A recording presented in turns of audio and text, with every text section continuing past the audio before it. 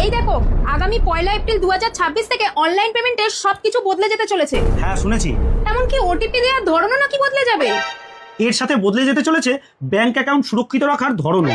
প্রথম নিয়ম হলো, যেটা 1 এপ্রিল 2026 থেকে চালু হবে, ডায়নামিক 2 ফ্যাক্টর অথেন্টিকেশন। ধরো তুমি কোনো ফোনপে বা গুগল পেতে লগ ইন করেছো, আর লগ ইনের সময় তুমি পাসওয়ার্ড দেবে, আর পাসওয়ার্ড দেওয়ার পর তোমার ফোনে একটা ওটিপি আসবে। তুমি সেই ওটিপিটা যতক্ষণ না সাবমিট করবে ততক্ষণ কিন্তু তুমি এই ফোনপে বা গুগল পেতে লগ ইন করতে পারবে না। দ্বিতীয় নিয়ম হলো, কোনো ব্যাংকিং অ্যাপে তুমি কিন্তু এবার থেকে স্ক্রিনশট অথবা স্ক্রিন রেকর্ডিং করতে পারবে না। এটা করার কারণ হচ্ছে, হ্যাকাররা এমনভাবে স্ক্রিন রেকর্ড করে নেয় এবং তার মাধ্যমে পাসওয়ার্ড আর ওটিপি জেনে নেয়, ফলে আমাদের ব্যাংক অ্যাকাউন্ট খালি করে দেয়। আমাদের ব্যাংক অ্যাকাউন্ট যাতে প্রত্যেকের সেফ থাকে, সেই জন্য এই সিদ্ধান্ত নেওয়া হচ্ছে। 3 নম্বর হচ্ছে, নাইট টাইম ট্রানজাকশনকে তুমি লক করতে পারবে। অর্থাৎ তুমি যদি চাও রাত্রির 11টা থেকে সকাল 6টা অবধি তুমি কিন্তু তোমার ফোনপে গুগল পে যে কোনো অনলাইন ট্রানজাকশনকে লক করে রাখতে পারবে। এমনকি তুমিও কোনোভাবেই তোমার এই অনলাইন ট্রানজাকশন এই টাইমের মধ্যে করতে পারবে না।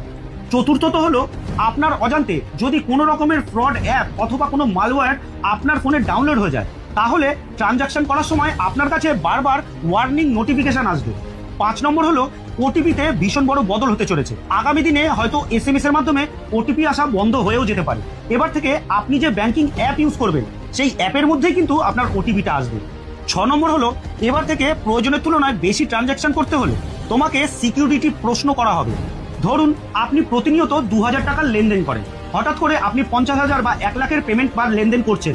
সেই লেনদেনের সময় হয়তো আপনাকে এমন প্রশ্ন করতে পারে যে আপনার স্কুলের নাম কি, বা আপনার মায়ের নাম কি, ইত্যাদি, যেগুলো আগে থেকেই আপনার ফোনে সেট করে রাখতে হবে। ঠিক উত্তর দিলে ভাববে এটা আপনি, অথবা যদি আপনি ভুল উত্তর দেন তাহলে সাথে সাথেই ব্যাংকের কাছে একটা নোটিফিকেশন চলে যাবে, ভাববে হয়তো কোনো স্ক্যামার হতে পারে।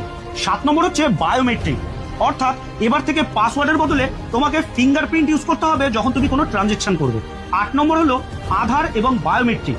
যদি আপনি ব্যাংকিং অ্যাপস থেকে অধিক পরিমাণে টাকা লেনদেন করেন, 1 লাখ 2 লাখ বা তার বেশি, সেই ক্ষেত্রে আপনার আধার লিঙ্ক, ফিঙ্গারপ্রিন্ট অথবা আপনার ফেস স্ক্যানও দিতে হতে পারে। অন্যথায় কোনোভাবেই কিন্তু পেমেন্ট করা যাবে না। তো এই নিয়মগুলি কিন্তু অনেকেই জানে না, তাই নিয়মগুলি সবার সাথে অবশ্যই শেয়ার করবেন। যা বুঝলাম, এবার তো তাহলে ভালোই হবে। অনলাইনে সহজে কেউ আপনার সাথে প্রতারণা করতে পারবে না, কোনো রকম ফ্রড সহজে আপনার সাথে হবে না। অনেকাংশে আপনার যে কোনো অনলাইন ট্রানজাকশন বলুন, আপনার ফোন বলুন, অনেকাংশে সিকিউর থাকবে।